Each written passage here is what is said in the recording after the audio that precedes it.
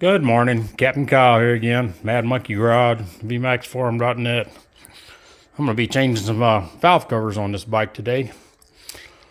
I've already done a few things, taking off the frame braces. I've already pulled off the carburetors. I think I have a video of that. If not, carbs are pretty simple. Just usually take off these. I don't have to take off this side for what I'm doing, but just 4 screws on the air box to take off the carbs, and 4 screws on your clamps here, your fuel hose, and I usually just undo my carbs to the junction box right here. I've got this moved out of the way to show us here what's going on.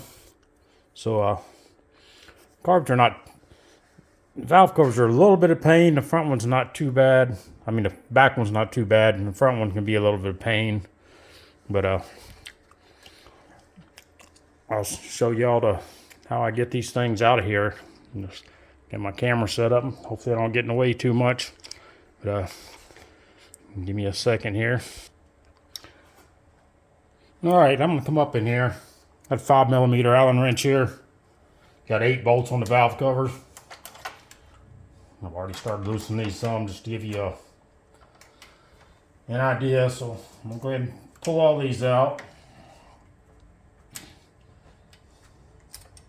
I just use a regular Allen wrench. There's probably some other tools you can use too, but I've done a bunch of these valve covers, but they're still a little bit pain sometimes to get them straight.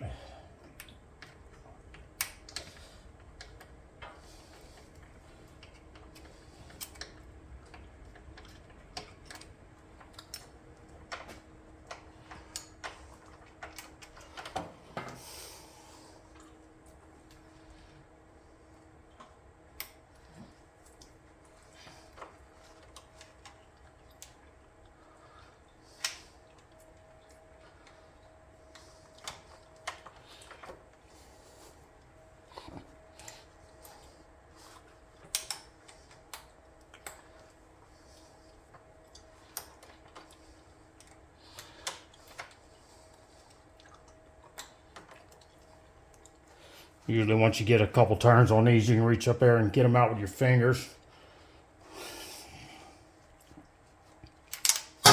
Oops.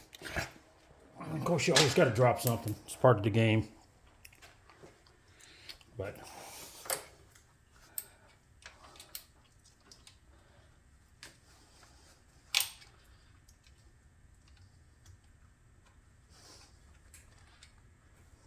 sorry, I gotta get my fat head up here in a minute. But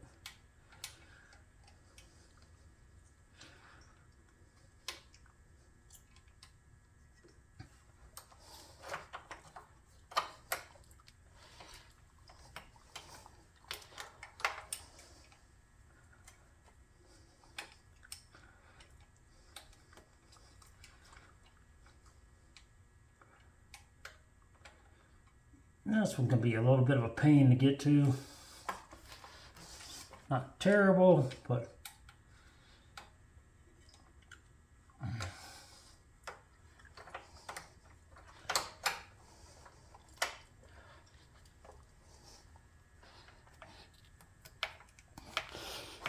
all right. So you get the idea on these bolts. I'm gonna pause this for a second here and go ahead and take out the rest of these bolts, so y'all don't have to watch that. It's nothing. I think you get the idea how to take the bolts out.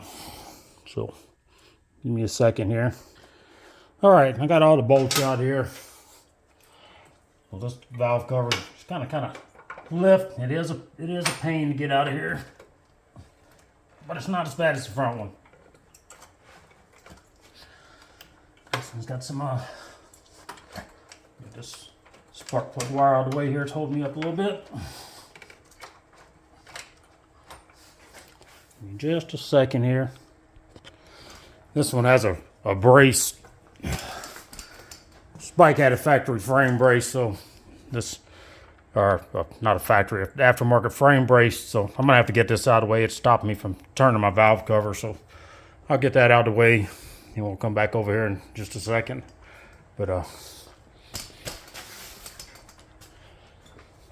get this back here. I'm gonna run over here and get this brace out of the way and show you, get this valve. All right, I've got that brace out of the way, so hopefully that'll let me pull this valve cover out of here now.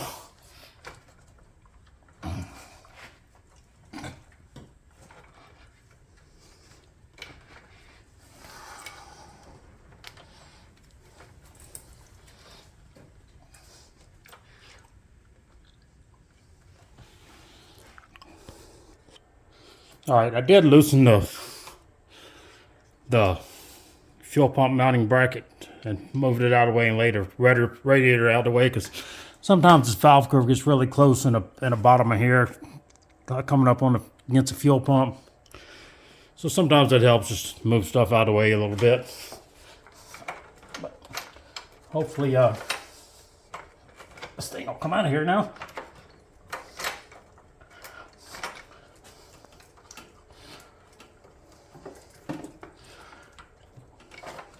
And take that spark plug wire out of the way, and I might have to move this other frame brace bracket too. It's being you just gotta kind of twist these things.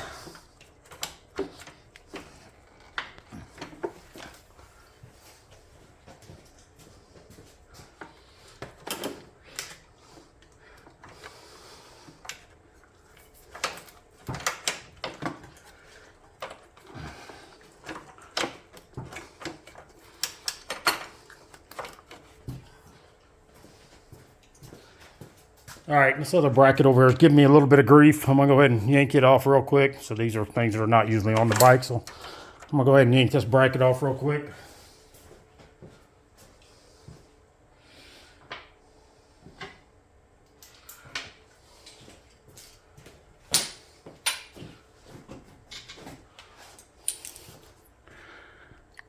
All right, so I've got that bracket out of the way. That's holding me up. I just twisted that around, pulled it out here.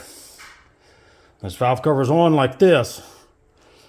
So if you look in here, you got an arrow points down. So when you put this valve cover back on, that arrow points towards the back of the motor. Give me a second. I only use Yamaha valve cover gaskets on these. All the aftermarket ones I found are pure junk. The Athena works okay if you can find them, but I'll stick with Yamaha. So let's walk over here a minute. I've got another set of valve covers. We're putting chrome valve covers on this bike, so I came in yesterday and got these valve covers cleaned and ready, and I glued these. I always come in a day or so ahead of time and clean this glue my gaskets onto the valve covers, either some weather strip adhesive or a little Yama Bond or black silicone, whatever, and let them sit overnight. It just makes it that much easier. I have to clean up all this little stuff I got around them. I'll clean that up before I put it on there. Give me a second. All right. So any one of these chrome valve covers put on there, they're kind of dirty now, so I'll clean them after I get them in there, because right now it's just a waste of time. So got a bracket there, valve covers, that's all gaskets glued on. I got most of the sealant across the side taken off, but I'm gonna leave the rest of it on until I get it on there and then clean it off, just so it don't yank loose my gasket. So I'll get that on there. I'm gonna come up here.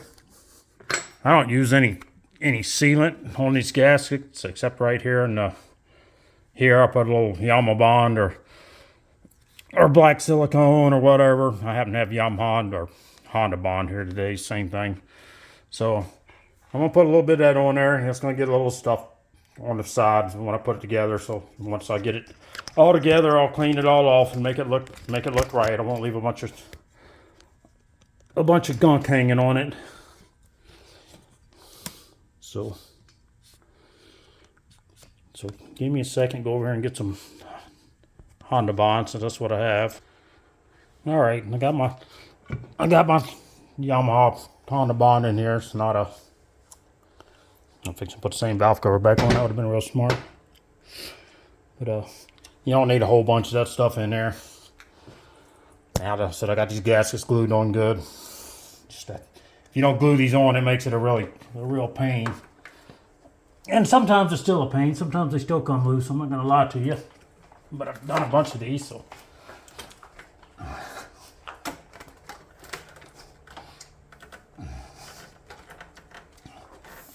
Go over to the other side, see what I'm hitting on. Probably.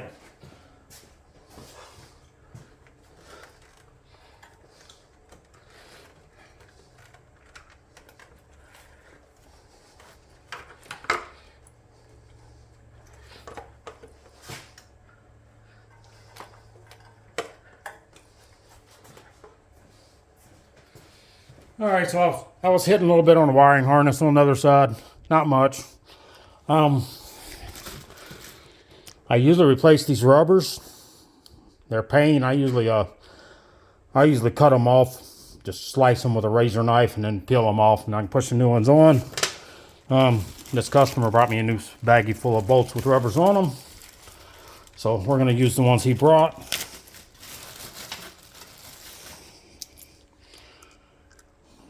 So I'm going to get these all started here.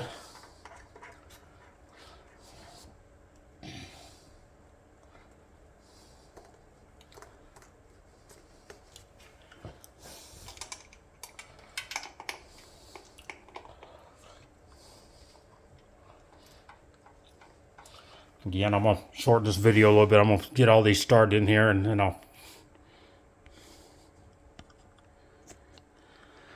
Alright, I got all these bolts started, and these things only, I'm not going to make you watch me tighten all of them. These bolts only go to a certain point. If you have good rubbers here and good rubbers here, and they basically stop. There's no, per se, torquing them.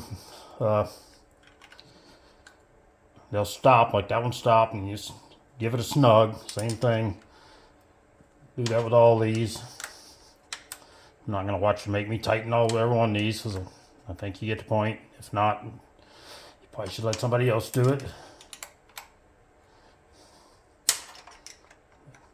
I'll do one more here just so y'all can see me.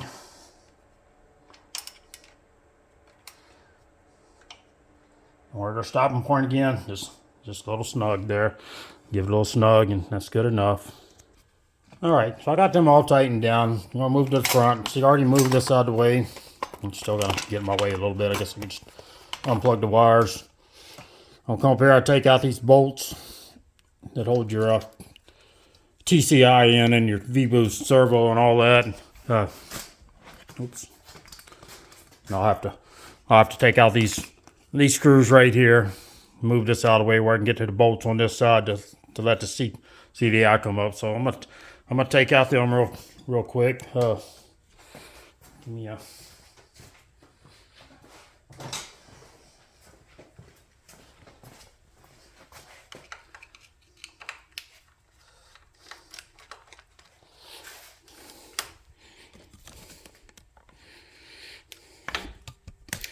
You can see what I'm doing there, but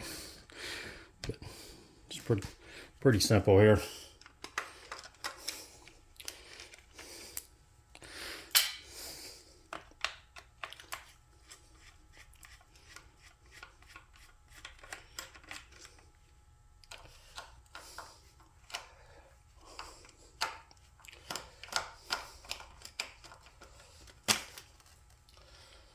All right, so got all them loose. We'll drop one, but I got a million of them around here, and we'll see where that one went anyway. So, all right. So, again, I'm gonna take out these two bolts right up in here, both sides. I'm gonna go ahead and take them out real quick, and all right. I have them bolts out on both sides, where I can kind of that gives me a little leeway up in there to move things around. I'm going to go ahead and loosen all these bolts again. Again, I'm not going to make y'all watch me loosen them bolts. You know they need to come out, so I'm going to go ahead and I'm going to get them out of here. And once I get them out, I'll show you how we fight and get this front valve cover out. Alright, now to have all the bolts out, and I've already drained the coolant out of this bike, I'm going to come up here and take off this hose, just get it out of the way. I usually use these needle nose here, and if you can see them, curved needle nose. They usually work pretty good to get up in here. Grab hold of them clamps. Sometimes these clamps can be stubborn, sometimes not. Sometimes the hose can be stubborn after the hose clamps are come off. Sometimes you gotta twist on it or get a screwdriver up in there and break it loose. All right, so I got that hose loose. Let me get back to the camera over here where you can maybe see again. Try and lower it a little bit here. Sometimes these things are stuck a little bit. These old valve covers are messed up. I'm just gonna get my dead blow, just tap on them a little bit there. And like I said, this one's a little bit more of a pain. I got the spark plug wire loose over here. Might as well go ahead and move this little hose out of my way too. Anything you can move out of the way to make it easier. I'll tuck that over here. I've tucked the other hose that was here up into here where it's out of my way.